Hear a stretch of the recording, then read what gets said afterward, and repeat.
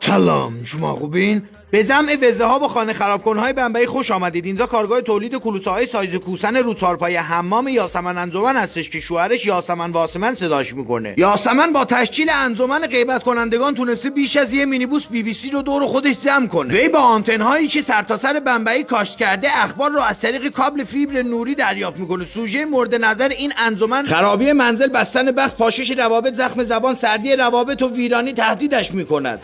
رو چه شبت تمیزی نمیری گوزو. اینم شهروز عربسوز شوهر یاسمن انجمنه که چون 24 عربسوز میشه هر روز قبل از یاسمن بلند میشه دامن جذب ثروت‌های مجلسی یاسمن رو میزنه تو گوشش و فرار میکنه سمت محل کارش. شهروز عربسوز دقیقاً سایز بزرگ کلوچه‌های یاسمن رو میپزه، با این تفاوت که اون کوسن درست میکنه این پشتی. شهروز اگه بره بهزیستی همین الان وام خدازدگی بهش تعلق میگیره. لعنت به اون سونوگرافی که تو رو سالم نشون داد. کاش بابام این استاداش بچه‌های مردمو میدید. من اینو دیدم پرت شد.